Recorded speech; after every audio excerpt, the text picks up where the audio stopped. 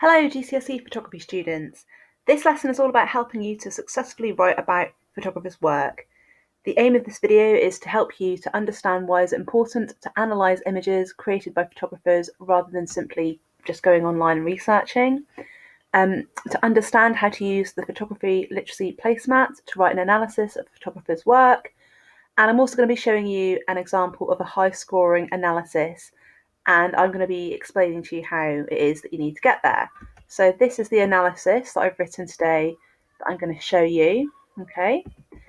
We've also got the photography literacy placemat that is attached to the assignment, and I'm also going to be talking to you a little bit about why it's important. So I'm going to show you this worksheet here. Now, this isn't really a worksheet, it's the AQA assessment objective assessment criteria. You can see that there are 4 individual columns here. Now, those columns are the assessment objectives. They're identified by little descriptions about what it is that you're trying to achieve by meeting those assessment objectives. And each objective is 25% of your overall grade. Now we're going to concentrate on assessment objective 1. This is the one that's all about writing about photographers, but also how well you take their ideas and explore them further by taking your own photographs and exploring your own ideas. Now, the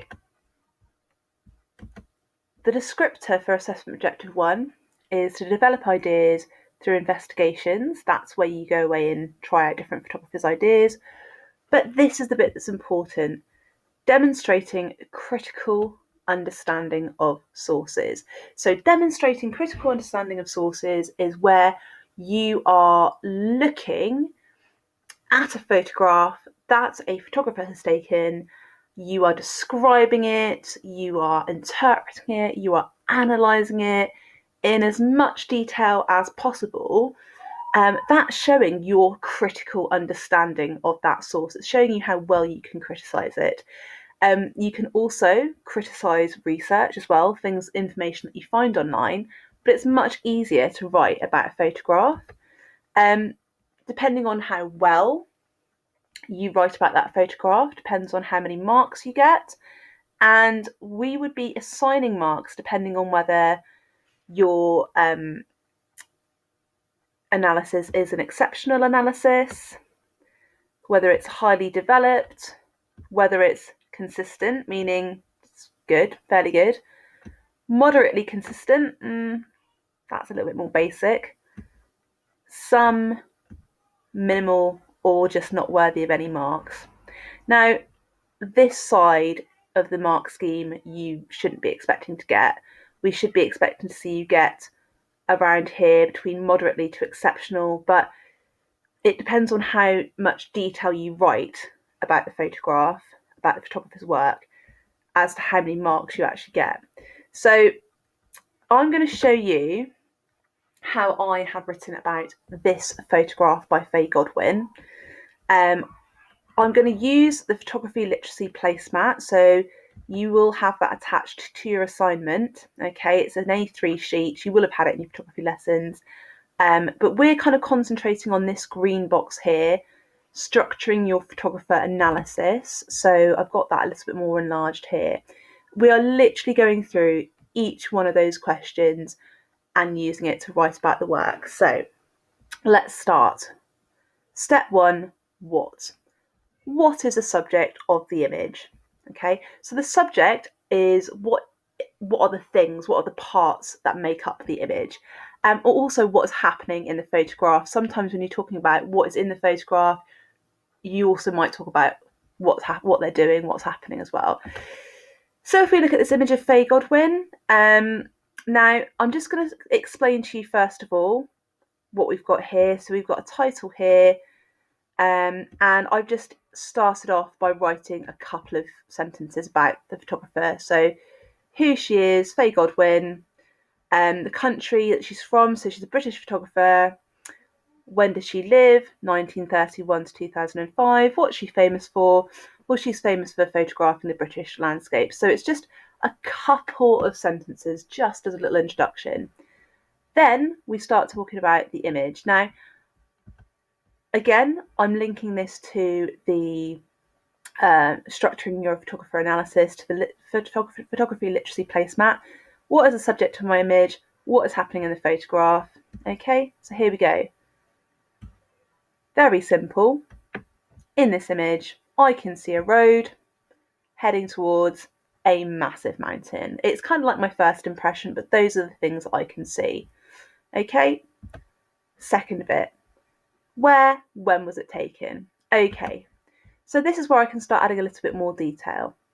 Now, if I was going to give an answer that was going to be graded just moderately consistent, I'd be quite basic about it, and I would say, it looks like it was taken in the countryside. Now, if I leave it at that, it is, of course, going to be moderately consistent because I haven't really written that much detail. I've just stated the obvious. I'm going to add a little bit more to that because the road looks quite quiet. There are no buildings, and I can see grass and bushes on the side of the road. Pretty simple, pretty obvious again. But the fact that I've gone ahead and added that little bit more detail, it just gives me a bit more.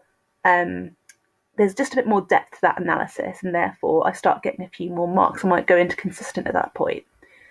Now, I've actually gone on to the next step, step 2, what type of lighting has been used.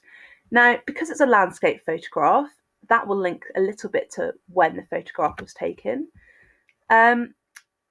So what kind of lighting has been used? Well, I can see that it's been taken in the daytime, and studio light wouldn't have had to be used for that. So I've written quite a lot of information just based on those 2 points.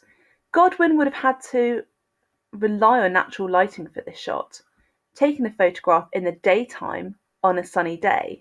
So I've not just commented on what kind of lighting it was. It's natural lighting. If I left it at natural lighting, that would be moderately consistent. I've said it's natural lighting. I have pointed out the photograph would have had to be daytime, so not nighttime, obviously, daytime on a sunny day. I can actually see that there's quite a lot of light in the photograph. I can see that everything's nice and crisp and clear. The light's hitting the mountain really, really well, so I know that is daytime. And no, it would have had to be quite sunny. I can't see any clouds. I can see a couple of clouds, but not enough to hide the sun. Carrying on. So there would be enough light hitting the landscape. Now, this is where I'm at getting a few more points. If she had taken the photograph at different times in the day, she may have had an entirely different photograph because of the shadows cast by the mountain. So I'm starting to think a little bit more advanced. I'm thinking, well, actually, if this was a little bit later on in the day, like at dusk time, there'd be these huge shadows cast on the road and I can see none. So as there are no shadows, she may have taken this photograph at midday when the sun is at the highest point in the sky.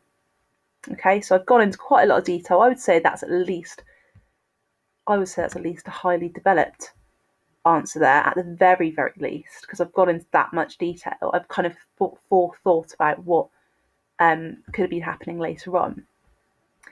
Now, the next question, what shutter speed aperture has been used? So we're thinking about camera function and also how can you tell? So here we go. The camera function Godwin would have used would have been a narrow aperture because everything in the image is crisp and clear and there are no blurry bits. Okay, so I've had to, and I'll show you what I've had to do. I've literally had to go onto aperture just to remind myself, done a little Google search. Okay, and if we just look at this image, I can see that a wide aperture would equal quite blurry areas of the photograph, whereas a narrow aperture, it's all quite crisp and clear. So this is going right back to the first unit when we're thinking about camera function. So I can now comment that because I can see everything in the image, it would have been a narrow aperture. There's no blurry parts. When it comes to camera function, you also have to think about shutter speed and ISO. So I've also put, she may have had to balance this out with a slightly slower shutter speed, if she's got a slower shutter speed. She might have to steady the camera with a tripod. Now, I don't think she's had to do that in this photograph because there is probably enough light from the bright sunny day for her to avoid having to do this. So she's probably got quite a nice, easy shot with that lovely, bright, sunny weather. So when you're doing landscape photography, you need to really pay attention to what the weather's going to be like. If you want your images to be nice and crisp and clear, if you want high contrast between the lights and shadows in the photograph, you're going to need a lot of light. So that's something to consider when you're going out and taking your photographs. Okay, back to the photographer's analysis sheet. How is the photograph being composed? Now, I'm not going to read what I've put because I'm going to give you a really, really simple answer to that. So composition, how is the image being composed? We're talking about what is where in the picture, what's in the middle, what's to the left, what's to the right, what's to the bottom, what's in the background, what's in the foreground. Okay, well, if I was going to give a consistent or moderately consistent answer, I would say that you can see the mountain at the top middle, and I'd leave it at that.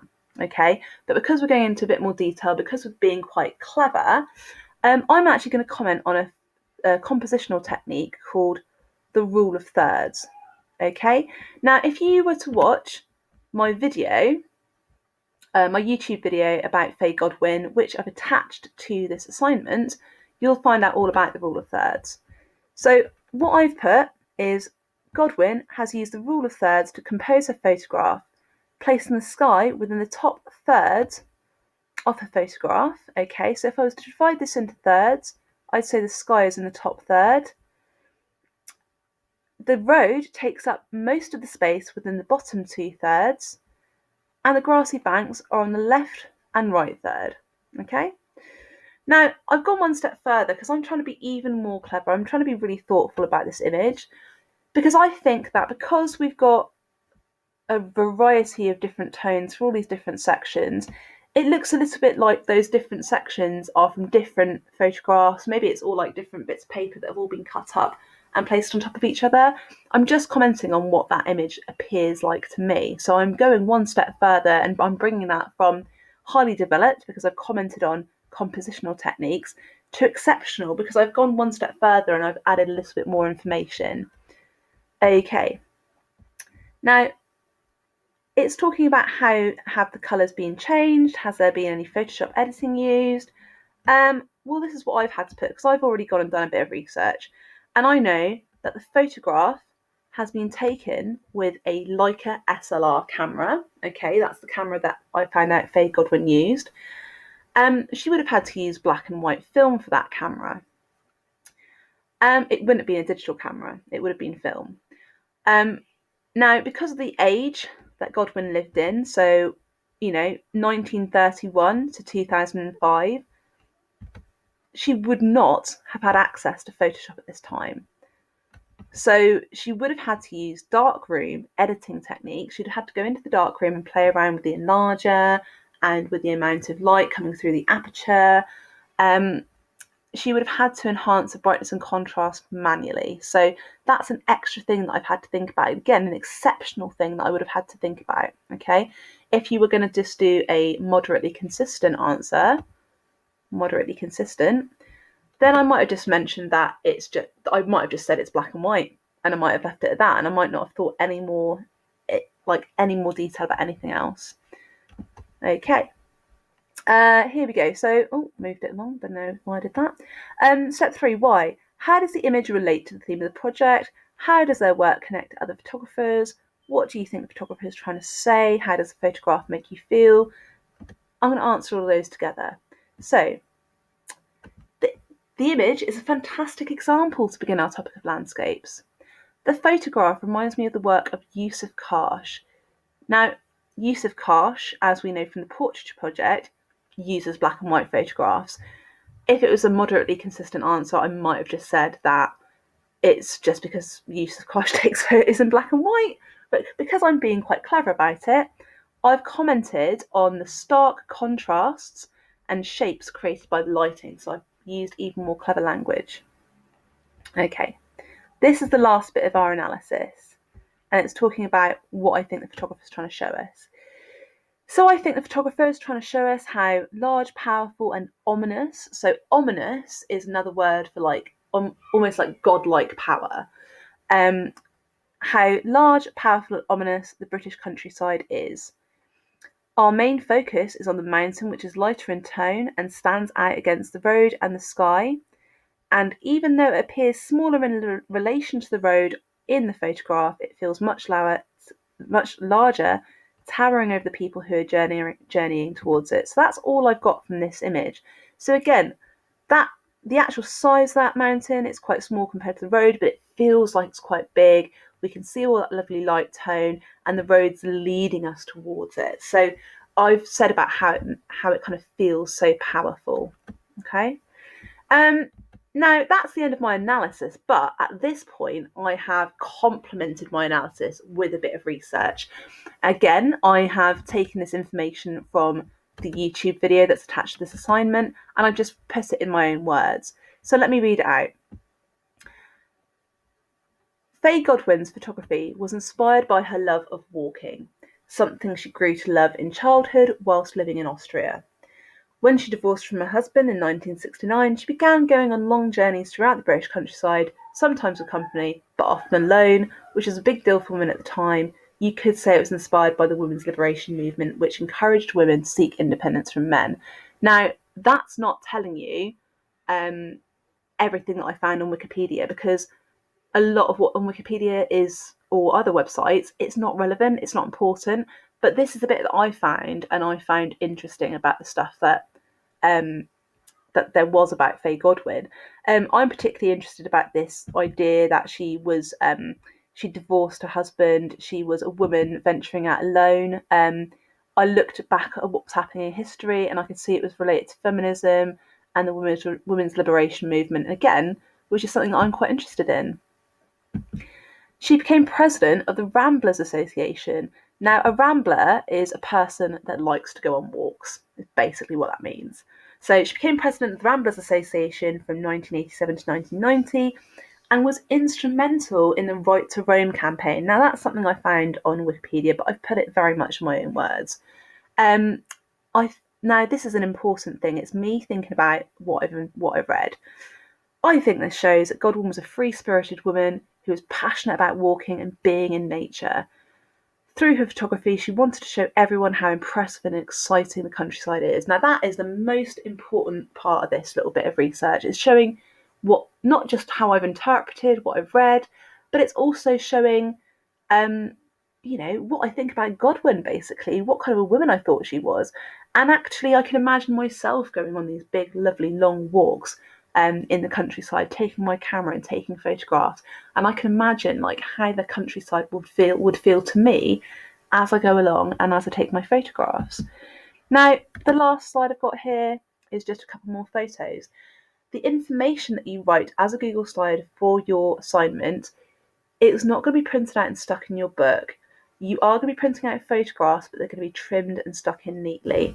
All of this writing, I mean, you can print it out and stick it in if you want to, but it could be that you write things down that you then handwrite in your book. So just because I've presented it in this particular way, it doesn't mean it has to be, printed out and stuck in exactly how it is. This is just for you to be able to stick into your book later on.